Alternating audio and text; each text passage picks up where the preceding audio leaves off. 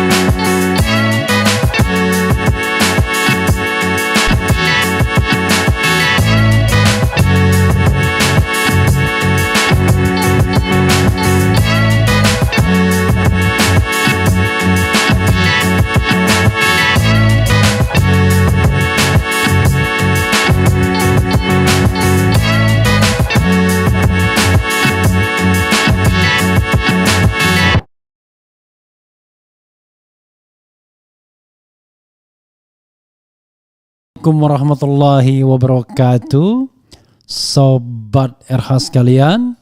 Jumpa lagi kita di channel yang keren ini, keren cadas ya. Dan ini menarik ya, utang pemerintah kini tembus 7.554,25 triliun. Jadi 7.554 seperempat triliun, dan ini hampir 3 kali lipat dari utang warisan SBY yang kurang lebih 2.600 triliun. Jadi luar biasa peningkatannya 3 kali lipat, nggak tanggung-tanggung ini pemerintahan ya. Oke, dan ketergantungan kita pada utang luar biasa ya, baik utang luar negeri maupun utang dalam negeri, itu yang harus kita catat baik-baik ya. Jadi memang luar biasa. Oke, ya coba kita baca ya. Oke, sebagaimana diberitakan kompas.com, utang pemerintah kini tembus 7.554,25 triliun. Kompas.com, utang pemerintah di era Presiden Joko Widodo Jokowi kembali 96,70 triliun. Artinya dalam sebulan saja utang pemerintah sudah bertambah 55 triliun atau hampir 2 triliun per harinya. Utang pemerintah tersebut bertambah cukup signifikan. Sejak awal tahun 2022, utang pemerintah di era Presiden Jokowi terus mencatat rekor dengan menembus 7.000 triliun dan terus mengalami kenaikan signifikan dari waktu ke waktu. Sebagai contoh, pada akhir 2014 atau saat transisi pemerintahan dari Presiden Susilo Bambang Yudhoyono ke Jokowi, utang pemerintah tercatat sebesar 2.608,78 triliun. Artinya sejak menjabat di awal periode pertama Presiden Jokowi hingga sekarang, utang pemerintah sudah mengalami kenaikan lebih 2 kali lipatnya, bahkan hampir 3 kali lipat ya. Selain itu, utang pemerintah tersebut juga terus mencatatkan rekor baru tertinggi. Tren lonjakan utang pemerintah di era Presiden Jokowi sudah terjadi jauh sebelum pandemi COVID-19.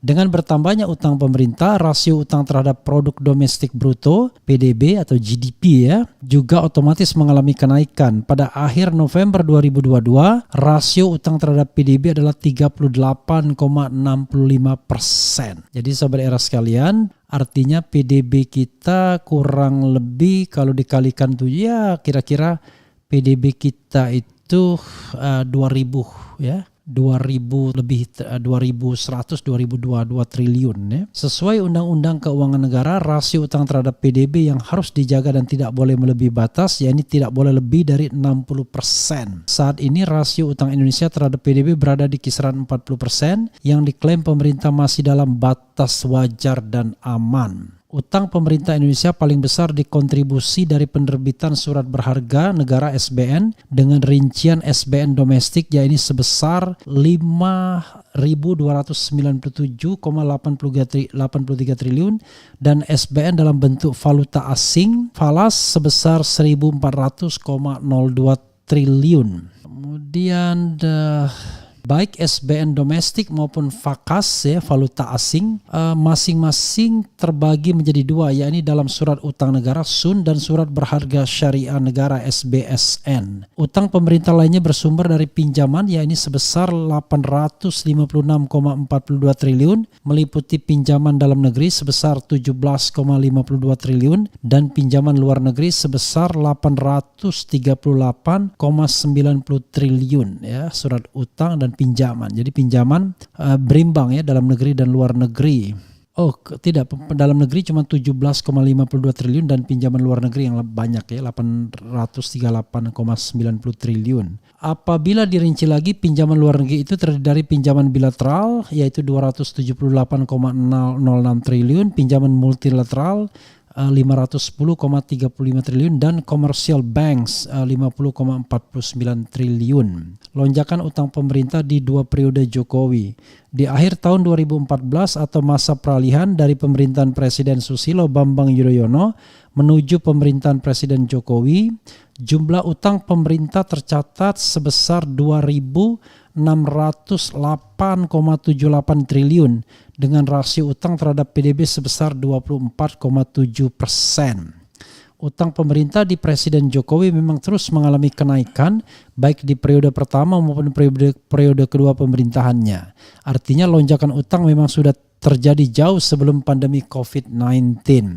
Sebelum menjadi Presiden RI jelang kontestasi Pilpres, tim kampanye Jokowi sendiri dalam beberapa kesempatan melontarkan wacana untuk mengurangi jumlah utang pemerintah. Namun bukannya berkurang, utang pemerintah justru terus mengalami kenaikan. Bahkan dalam kurun waktu 2014 hingga 2019 atau periode pertama pemerintah sudah mencetak utang baru sebesar 4.600 triliun. Utang pemerintah tercatat memang mengalami kenaikan cukup besar sejak Presiden Jokowi menjadi orang nomor 1 di Indonesia. Contohnya di 2015 atau setahun pertamanya menjabat sebagai Presiden RI, utang pemerintah di era Presiden Jokowi sudah melonjak menjadi 3.899 triliun dengan rasio utang terhadap PDB sebesar 27%. Sementara itu pada Januari 2017 utang pemerintah sudah kembali mengalami lonjakan menjadi sebesar 3.549 triliun. Saat itu rasio utang terhadap PDB yakni sebesar 28%. Utang pemerintah sepanjang tahun 2017 ini terus meningkat pesat. Pada akhir 2017, utang pemerintah menembus 3.938 triliun. Rasio terhadap PDB juga menanjak menjadi 29,2%. Tren lonjakan utang pemerintah itu terus berlanjut hingga tahun 2022. Berikut catatan total utang pemerintah sepanjang tahun 2014-2022. Jadi sahabat era sekalian, ini bagusnya sih pakai ini ya.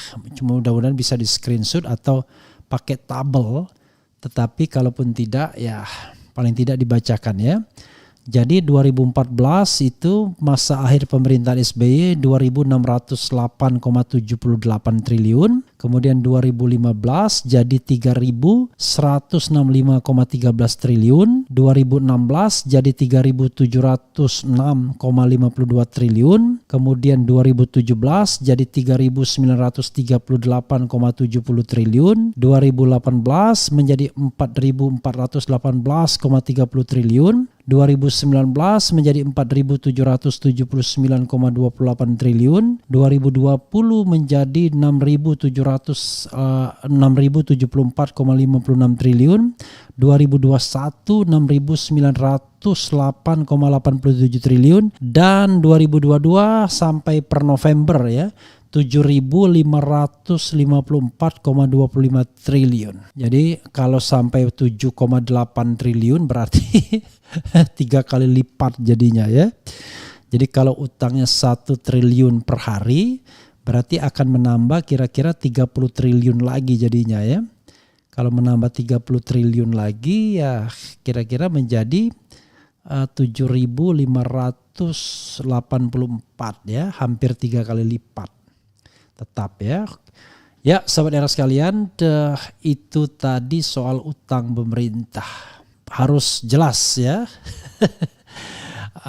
Bagaimana peruntukan utang ini? Apakah utang ini memang utang yang produktif? Apakah utang yang konsumtif? Itu yang menjadi pertanyaan. Jadi kalau kita bicara mengenai utang, it's okay. Mungkin negara lain, negara besar lebih banyak utangnya. Tetapi kita lihat ya bagaimana rasionya terhadap PDB. Dan kemudian juga apakah itu utang produktif ataukah utang yang sifatnya konsumtif. Oke, sobat era sekalian. Utang adalah salah satu faktor ya untuk melihat apakah pemerintah ini berhasil atau tidak. Ada faktor-faktor lain yang kalau mau dibahas lebih lanjut, lihat interview saya dengan Ihsanuddin Nursi ya. Tetapi kalau kita hitungannya utang maka pemerintahan sekarang dalam tanda kutip sukses membuat rekor fantastis, menjadikan utang itu hampir 3 kali lipat. Ya kurang dari 3 kali lipat. 2.600, 3 kali lipatnya berarti 7,8. Sekarang 7,5. Ya 7.500. Kira-kira butuh 300 triliun lagi untuk menjadikannya dia 3 kali lipat. Dan jangan lupa masa pemerintahan Presiden Jokowi belum berakhir. Baru akan berakhir tahun depan. Jadi kalau tahun depan nanti berakhir bisa jadi utang itu sudah 3 kali lipat ya. Oke, coba kita bacakan komentar Sobat RH terkait dengan isu utang mengutang ini ya. Incredible, luar biasa yang jelas ya. Kalau indikatornya utang ya, pemerintah sekarang bukan berhasil mengurangi utang tetapi menambah utang hampir 3 kali lipat. Dan bisa jadi tercapai 3 kali lipat itu kalau kita lihat tren utang ya. Kalau misalnya sebulan itu mencapai 30, maka 12 bulan kan menjadi 360. Jadi kalau 360 ya ditambah sekarang 75 maka 78. Jadi sampai akhir tahun ya. Sampai ya katakanlah Oktober itu bisa jadi utang pemerintah itu 3 kali lipat, benar-benar 3 kali lipat jadinya dibandingkan utang pemerintahan Presiden SBY ya. Itu bisa dilihat ya total utangnya sampai posisi terakhir dari 2.608,78 ke 7.554,25 per November. Jadi masih ada 11 bulan masa pemerintahan Presiden Jokowi yang akan kita lihat nanti berapa lagi mencetak utang ya. Jadi dari Desember ke Oktober 2024. Oke. Itu Sobat Era sekalian ya. Ya Sobat Era sekalian tentu kita harus punya ini kan sekadar data ya. Data pelonjakan utang, tetapi tentu kita harus mencari indikator-indikator yang lebih objektif untuk melihat apakah pengaruh utang ini terhadap kesejahteraan masyarakat misalnya ya, terhadap pengangguran, terhadap kemiskinan, terhadap indeks pembangunan manusia dan lain sebagainya. Itu baru kita bicara faktor-faktor ekonominya ya, belum faktor politiknya. Bagaimana kemudian dia juga bisa menunjang proyek demokratisasi dan lain sebagainya. Nanti saatnya kita harus evaluasi ya pemerintahan ini secara lebih jujur, lebih komprehensif, lebih objektif ya. Dan tidak boleh dibilang sakit hati, tetapi betul-betul kita evaluasi tentu untuk pemerintahan selanjutnya. Apa yang harus dilakukan, what should be done. Jangan sampai kemudian pemerintahan berikutnya malah lebih brutal dalam hal hutang. Ini 7.500 itu baru utang pemerintah. Belum utang BUMN ya. Utang BUMN juga besar juga. yang harus kita pisahkan tentu ya, utang bank dengan utang bukan bank. Sahabat era sekalian, itu saja ya. Kita bisa lihat lebih lanjut, dolar meningkat 15.700, I don't know. Oke, sahabat era sekalian, itu saja. Wassalamualaikum warahmatullahi wabarakatuh. Ciao.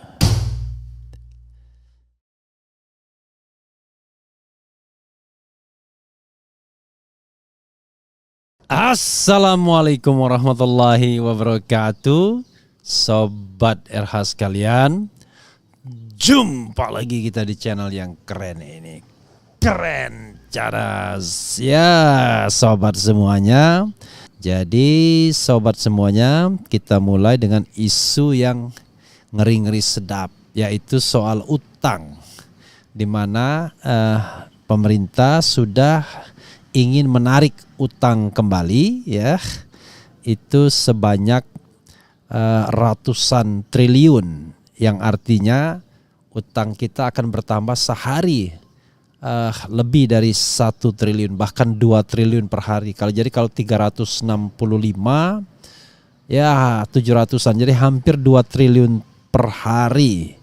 Bayangkan, jadi sahabat era sekalian, luar biasa ya utang luar negeri. Padahal kemarin per November saja utang kita sudah 7.500-an. Maka utang kita akan menjadi 8 ribuan. Dan sehingga pada akhir masa pemerintahan Presiden Jokowi, utang kita 3 kali lipat dari utang yang diwariskan oleh SBY. Karena SBY mewariskan utang 2.600 triliun. Jadi kalau dikali 3 menjadi 7.800.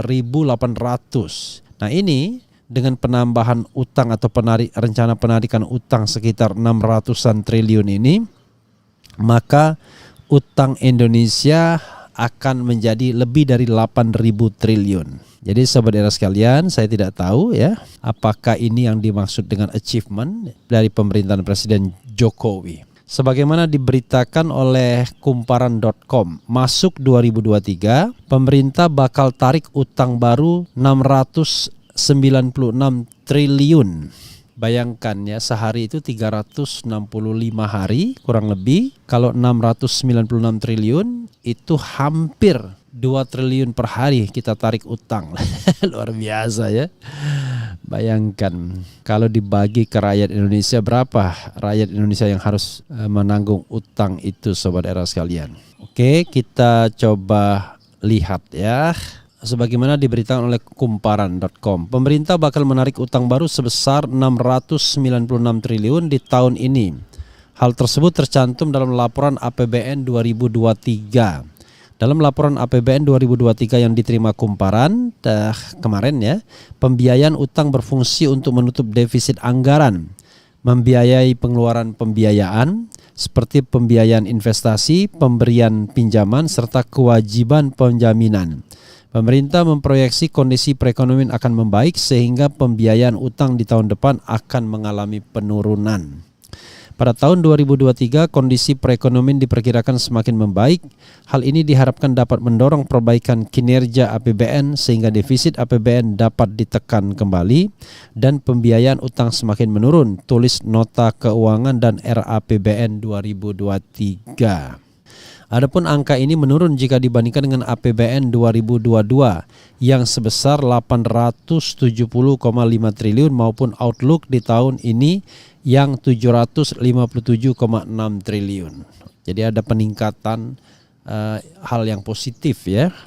Tapi tetap saja utangnya tembus 3 kali lipat. Di sisi lain pemerintah juga akan melakukan belanja pembayaran bunga utang dalam dan luar negeri di tahun depan sebesar 441,4 triliun. Bayangkan bunganya saja itu 441,4 triliun. Untuk pembayaran bunga utang dalam negeri sebesar 426,8 triliun dan pembayaran bunga utang luar negeri sebesar 14,6 triliun.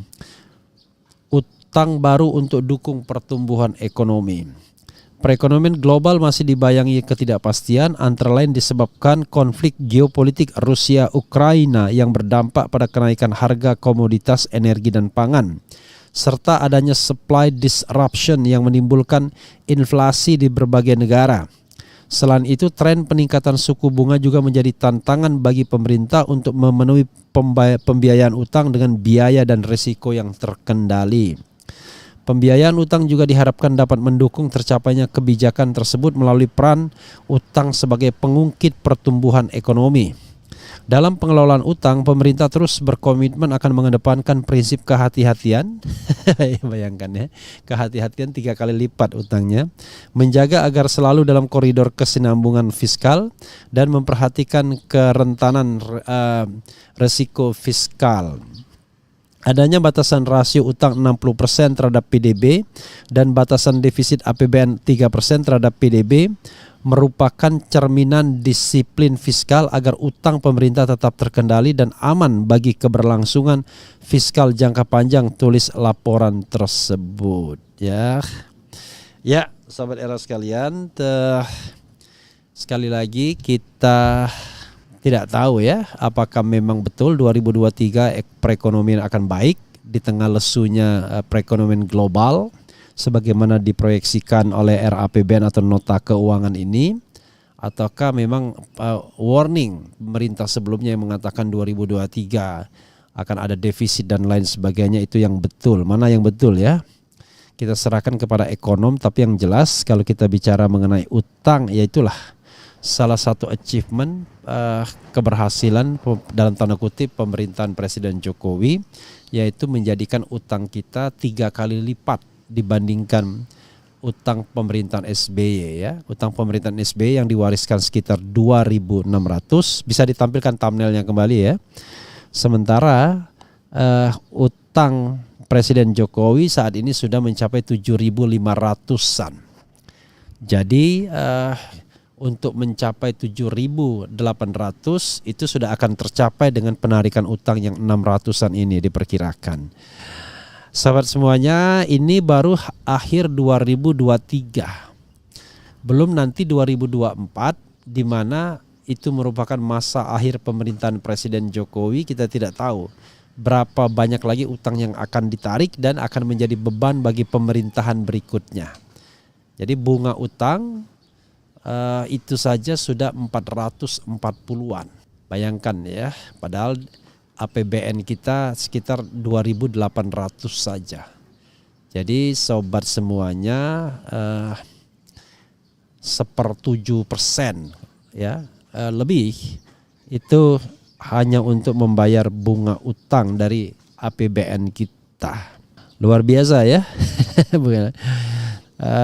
Oke, nanti kita kapan-kapan tanyakan lagi kepada ekonom bagaimana makna utang ini kalau dikaitkan dengan utang sebagai trigger untuk tentu tujuan akhirnya adalah kesejahteraan kan, keadilan, pemerataan. Apakah betul utang-utang ini digunakan untuk pembangunan yang kemudian berkeadilan, berpemerataan bagi masyarakat Indonesia? Ini yang penting. Jangan sampai utang justru digunakan untuk kepentingan-kepentingan kekuasaan, kepentingan-kepentingan konglomerat ya, kepentingan-kepentingan yang sebenarnya lebih memfasilitasi golongan menengah ke atas ketimbang memfasilitasi masyarakat.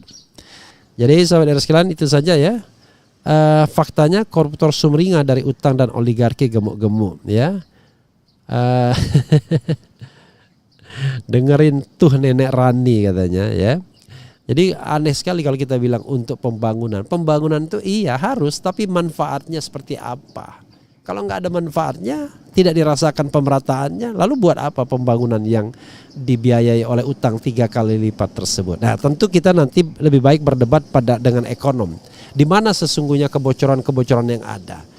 Seperti contoh misalnya pembangunan infrastruktur yang digadang-gadang untuk mempermudah arus barang dan jasa. Ternyata arus barang dan jasa tidak lebih murah, tidak lebih efektif supply chains-nya. Nah, kalau itu yang terjadi, maka kemudian kita akan bertanya manfaat dari pembangunan infrastruktur tersebut yang ternyata tidak dirasakan langsung oleh masyarakat dalam hal lebih mudah dan murahnya penyaluran barang dan jasa.